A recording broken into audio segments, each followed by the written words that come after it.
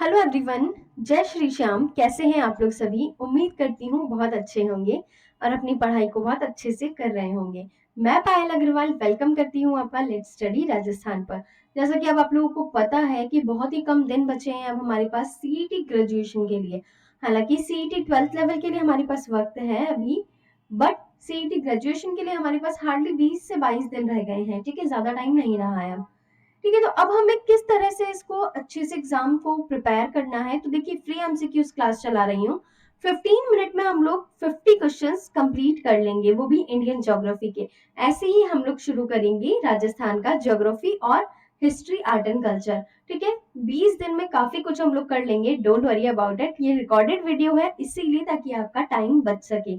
Recorded में आप speed बढ़ा करके इन क्वेश्चंस को देखिए। इन क्वेश्चंस से बाहर 100% गारंटी के साथ कह रही हूँ क्वेश्चंस नहीं आएंगे।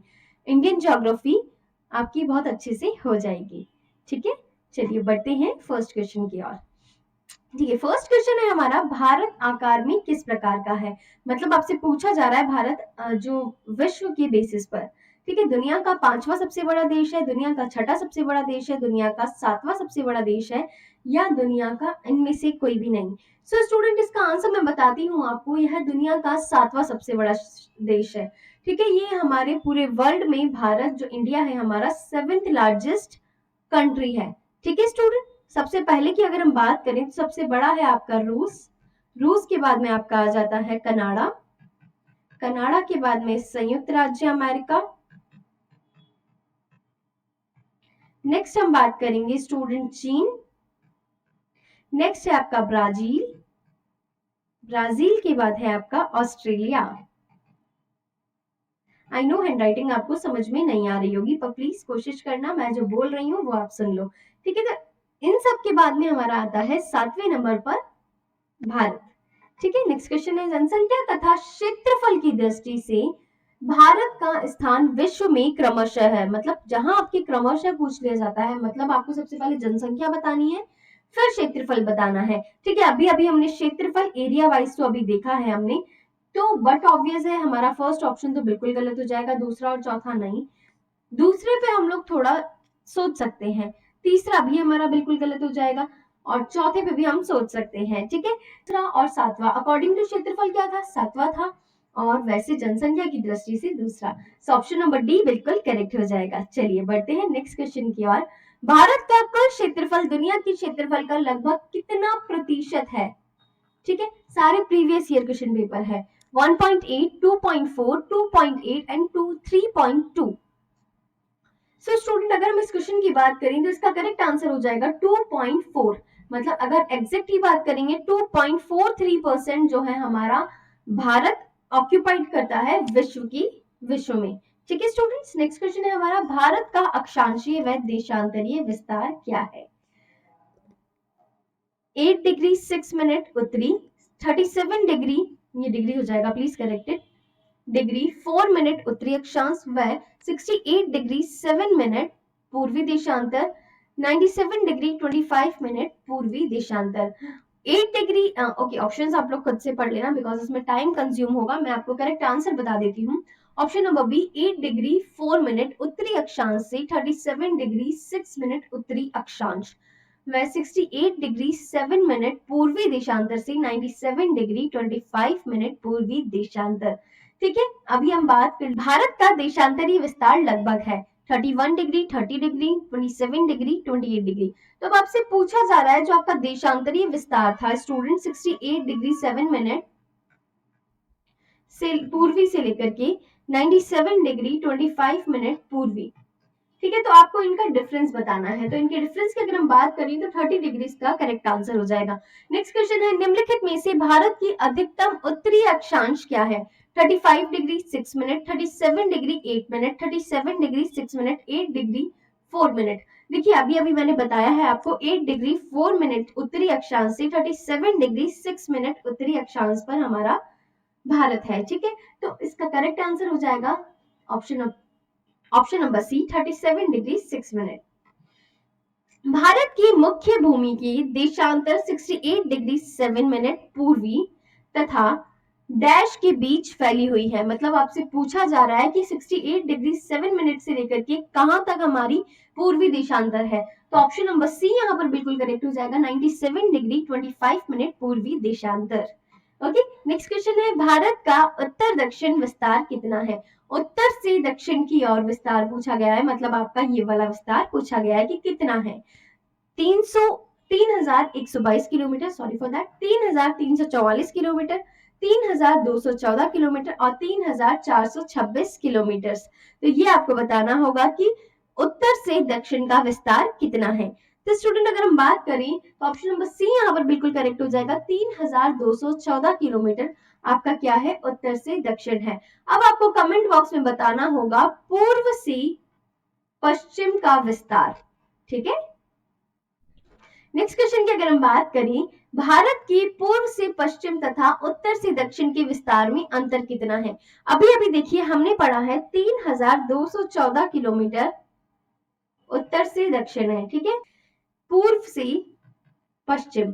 ठीक है, अगर अब आप इनका डिफरेंस निकालोगे आप लोग तो कितना आ जाएगा, तो 281। ऑप्शन नंबर बी इसका बिल्कुल करेक्ट आंसर हो जाएगा। यही आपसे अंतर पूछा गया है। नेक्स्ट है, कर्क रेखा भारत की कितने राज्यों से गुजरती है। तो जल्दी से बता दो कि कर्क रेखा कितने राज्यों से गुजरती है, 6, 7, 8 और 9। ऑप्शन नंबर सी बिल्कुल करेक्ट हो जाएगा, 8 राज्यों से गुजरती है। देखिए राजस्थान आप लोगों को पता है बांसवाड़ा डूंगरपुर से निकलती है, तो हम सबसे पहले बात करेंगे गुजरात से निकलेगी, फिर हमारा राजस्थान आ जाता है, फिर एमपी आ जाता है। राजस्थान का आपको बांसवाड़ा डूंगरपुर पता है, ठीक है, एमपी का आपका भोपाल हो जाएगा। नेक्स्ट बात करेंगे हम लोग स्टूडेंट छत्तीसगढ़। छत्तीसगढ़ के बाद में आपका आता है झारखंड। झारखंड में रांची से निकलती है, प्लीज ध्यान रखना इस चीज को भी। नेक्स्ट बात करेंगे पश्चिम बंगाल, त्रिपुरा, त्रिपुरा का अगरतला। नेक्स्ट है आपका मिजोरम। आई नो काफी स्टूडेंट्स को इसका ट्रिक भी पता होगा, लेकिन बेसिक है, आराम से याद हो जाएगा। ठीक है, चलिए नेक्स्ट क्वेश्चन है, कर्क रेखा डैश से गुजरती है। महाराष्ट्र, उत्तर प्रदेश, आंध्र प्रदेश और मध्य प्रदेश। अरे अभी अभी तो पढ़ा है हमने, मध्य प्रदेश के भोपाल से गुजरती है ना। ऑप्शन नंबर डी बिल्कुल करेक्ट हो जाएगा। चलिए, निम्न में से कौन सा भारत का राज्य कर्क रेखा के उत्तर में स्थित है। मिजोरम, झारखंड, त्रिपुरा और मणिपुर। ये चीज आपको ध्यान होनी चाहिए कि उत्तर में कौन सा स्थित है आपका। ठीक है, ऑप्शन नंबर डी बिल्कुल करेक्ट हो जाएगा, मणिपुर जो है आपका कर्क रेखा के उत्तर में स्थित है। भारतीय मानक समय मतलब इंडियन स्टैंडर्ड टाइम को जिस मानक मेरिडियन के अनुसार निर्धारित किया जाता है, वो निम्न में से कहां होकर गुजरती है। पुरी, कोवलम, द्वारका और इलाहाबाद, या जिसे हम प्रयागराज कहते हैं। तो स्टूडेंट्स का करेक्ट आंसर हो जाएगा इलाहाबाद या प्रयागराज। अब करंट नेम क्या है, प्रयागराज, तो प्लीज प्रयागराज। ठीक है, ये 2010 का क्वेश्चन है, 2010 के बाद ही चेंज हुआ है नाम। ठीक है, निम्नलिखित में से कौन सी रेड क्लिफ रेखा के रूप में जानी जाती है। अरे रे, ये तो हमारे राजस्थान से भी गुजरती है। ठीक है, ऑप्शन नंबर बी बिल्कुल करेक्ट हो जाएगा, भारत पाकिस्तान रेखा। ठीक है, डुरंड रेखा भारत को किसके साथ जोड़ती है। भूटान, म्यांमार, चीन और अफगानिस्तान। सो ऑप्शन नंबर डी बिल्कुल करेक्ट हो जाएगा, डुरंड रेखा आपके अफगानिस्तान से जोड़ती है। भारत चीन सीमा पूर्वी सीमा कहलाती है, दो की तामाबिल, मोरो, मैकमोहन या डुरंड रेखा। So student option number C बिल्कुल करेक्ट हो जाएगा, मैकमोहन जो रेखा है आपकी भारत चीन की पूर्वी सीमा कहलाती है। ठीक है, जिसमें आपके आ जाएगा लद्दाख, फिर बात करते हैं हिमाचल, उत्तराखंड, सिक्किम, नेक्स्ट बात करेंगे हम लोग अरुणाचल प्रदेश। ठीक है, भारत की एरिया से कनेक्ट होती है। मैकमोहन सीमा रेखा कितने भारतीय राज्यों केंद्र शासित प्रदेशों से लगती है।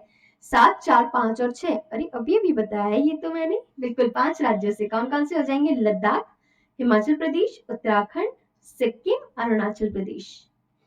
कौन सा राज्य अधिकतम अन्य राज्यों के साथ सीमा साझा करता है? मध्य प्रदेश, राजस्थान, आंध्र प्रदेश और उत्तर प्रदेश। जल्दी से इसका आंसर बताइए। ऑप्शन नंबर डी बिल्कुल करेक्ट हो जाएगा, उत्तर प्रदेश। कितने राज्यों के साथ? 9 राज्यों और केंद्र शासित प्रदेशों के साथ। ओके, नेक्स्ट क्वेश्चन है हमारा, निम्नलिखित में से कौन से देश की भारत के साथ सबसे छोटी सीमा लगती है? नेपाल, अफगानिस्तान, भूटान और Myanmar. So student option number B बिल्कुल यहाँ करेक्ट हो जाएगा। जो अफगानिस्तान है उसके साथ सबसे छोटी सीमा लगती है भारत की। ठीक है, नेक्स्ट क्वेश्चन की अगर हम बात करें, चलिए इसकी सीमा में बता देती हूँ, 106 किलोमीटर लगती है। अगर हम टोटल सीमा की बात करें तो 15,200 किलोमीटर यहाँ पर टोटल सीमा की लंबाई है, जिसमें सबसे कम लगती है अफगानिस्तान के साथ। कौन सा देश भारत के साथ सबसे लंबी स्थलीय सीमा साझा करता है? नेपाल, म्यांमार, बांग्लादेश और चीन।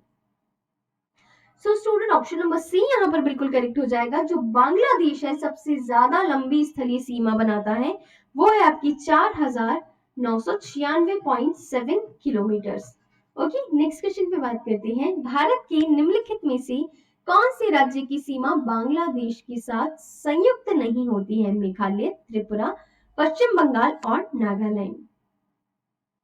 So student option number D यहाँ पर बिल्कुल करेक्ट हो जाएगा, नागालैंड। बाकी 3 की लगती है। निम्नलिखित में से किस राज्य की सीमा बांग्लादेश से नहीं मिलती है? मणिपुर, मेघालय, मिजोरम और त्रिपुरा। सो स्टूडेंट ऑप्शन नंबर ए बिल्कुल करेक्ट हो जाएगा। चलिए अगर हम इस क्वेश्चन को देखें तो मेघालय, त्रिपुरा और पश्चिम बंगाल, यहाँ पे हमने यही पढ़ा था, तो नागालैंड यहाँ पर था? ऐसा नहीं था। अब देखिए यहाँ पर क्या चेंज आया, मेघालय हमने पढ़ा, त्रिपुरा हमने पढ़ा और फिर हमने क्या पढ़ा एक और,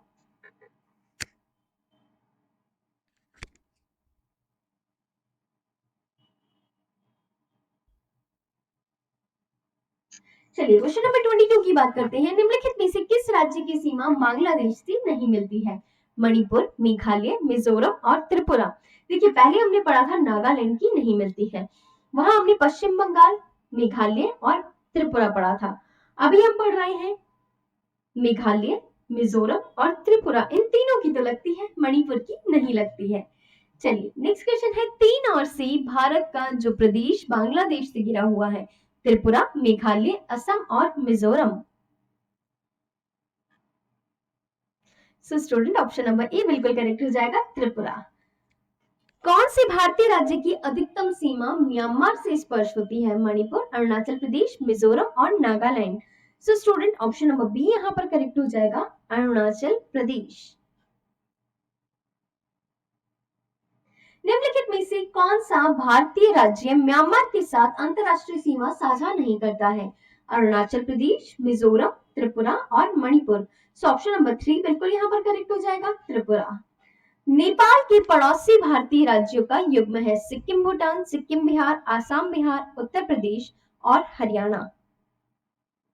सो सिक्किम बिहार इसका बिल्कुल करेक्ट आंसर हो जाएगा।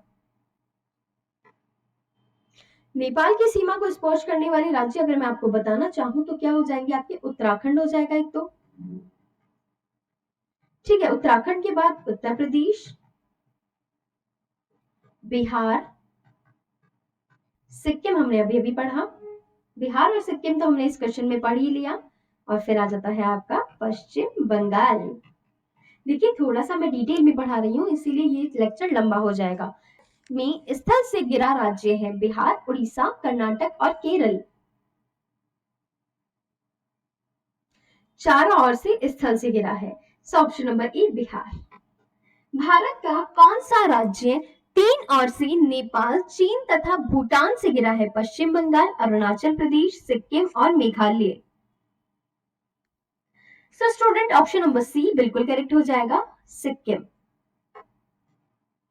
निम्नलिखित में से किस राज्य की सीमा 4 राष्ट्रों की सीमा से जुड़ी है? असम, उत्तर प्रदेश, नागालैंड और इनमें से कोई भी नहीं। सो स्टूडेंट इसका आंसर हो जाएगा इनमें से कोई भी नहीं।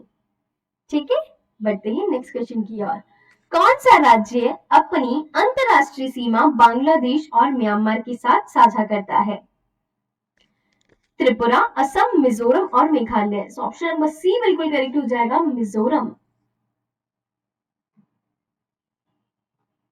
भारत में कितने राज्य समुद्री तट से रेखा लगे हैं, रेखा लगाते हैं, सॉरी फॉर दैट, यहाँ थोड़ी सी मिस्टेक है, इसको करेक्ट कर लेना। 7, 8, 9 और 10।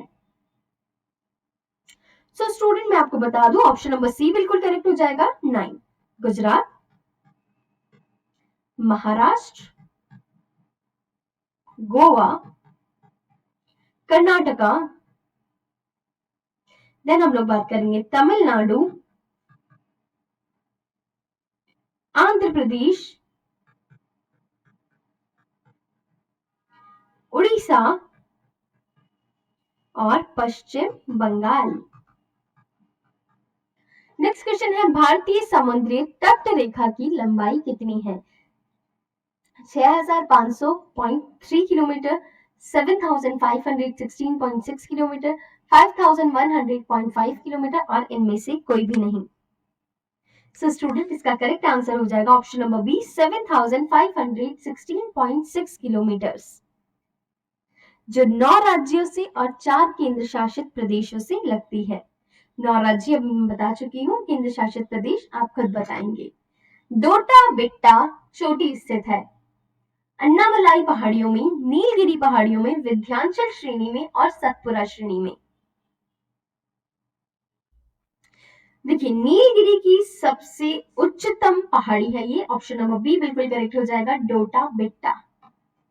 भारतीय गंगीय मैदान को दक्षिणी पठार से विभक्त करने वाली पर्वत श्रृंखला है विंध्य, अरावली, पूर्वांचल, काराकोरम। सो स्टूडेंट जो विंध्यन है आपकी, वो भारतीय गंगीय मैदान को दक्षिणी पठार से विभक्त करती है। ऑप्शन नंबर ए बिल्कुल करेक्ट हो जाएगा। निम्नलिखित में से कौन सा हिमनद नुब्रा घाटी में अवस्थित है? सियाचिन, हिस्पार, बाल्टोरो और Batura. Option number A Siachen. देखिए इसका श्योक नदी के साथ संगम होता है, कहां पर होता है? लद्दाख में होता है, जो ये नुब्रा नदी है इसका। ठीक है, सियाचिन की ग्लेशियर से निकलती है ये। इनमें से कौन नवीन वलित पर्वत का उदाहरण है? सतपुड़ा, हिमालय, विंध्यन और अनाइमुड़ी। सो स्टूडेंट हिमालय जो है आपका वलित पर्वत श्रृंखला है। ऑप्शन नंबर बी बिल्कुल करेक्ट हो जाएगा।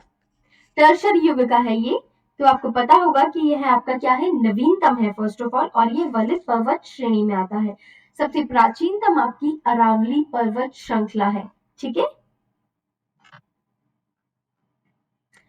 हिमालय के पीर पंचाल श्रेणी डैश का एक भाग है। शिवालिक, पार हिमालय, मध्य हिमालय और लघु Himalaya. So student option number C बिल्कुल करेक्ट हो जाएगा। पीर पंचाल श्रेणी जो है स्टूडेंट, वो मध्य हिमालय का पार्ट है। पूर्वी घाट की सबसे ऊंची चोटी है ऊटी, महेंद्रगिरी, अनाईमुड़ी और इनमें से कोई भी नहीं। Option number B Mahendragiri. इसकी अगर हम हाइट की बात करेंगे तो 1501 kilo 1 metre, sorry for that, kilometre में नहीं होती है, मीटर में होती है। नेक्स्ट किस प्रकार की पर्वत का उदाहरण है? भ्रंशोत्तरीय, वलित, अपशिष्ट और ज्वालामुखी। तो स्टूडेंट जैसे ब्लॉक पहाड़ियां होती है, ब्लॉक पर्वत होती है, उसी तरह भ्रंशोत्तरीय आपका इसका करेक्ट आंसर हो जाएगा। निम्नलिखित में से कौन सी प्रायद्वीपीय भारत की सर्वोच्च पर्वतीय चोटी है? अनाईमुड़ी, नीलगिरी, अमरकंटक और गोमरपुर।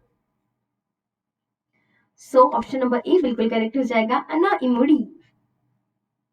दक्षिण भारत की पर्वत चोटी है ये सर्वोच्च, जिसकी लंबाई की अगर हम बात करेंगे 2695 मीटर। निम्नलिखित में से भारत का सबसे ऊंचा शिखर कौन सा है? माउंट एवरेस्ट, नंगा पर्वत, कंचनजंगा और Nanda Devi. So student option number C बिल्कुल करेक्ट हो जाएगा, कंचनजंगा, जिसकी ऊंचाई की अगर हम बात करें 8586 मीटर इसकी ऊंचाई हो जाएगी। 42 दर्रे और राज्य दे रखे हैं, आपको बताना है कौन सा सम्मिलित नहीं है। मानवनीति उत्तराखंड, बॉमडिला अरुणाचल प्रदेश, जैलेपला सिक्किम, शिपकीला जम्मू कश्मीर। बताइए जरा क्या हो जाएगा। शिपकीला आपकी जम्मू कश्मीर में नहीं है, ये कहां पर है, हिमाचल प्रदेश में है। हिमाचल प्रदेश की जास्कर श्रेणी में है ये, ठीक है, ये गलत हो जाएगा। हिमाचल प्रदेश की जास्कर श्रेणी। चलिए नेक्स्ट क्वेश्चन है आपका, भारत में दूसरा सर्वोच्च शिखर कौन सा है जो पूर्ण रूप से देश में स्थित है। कंचनजंगा, नंदा देवी, केटू, सेवेज पर्वत और Kamet. Option number B Nanda देवी।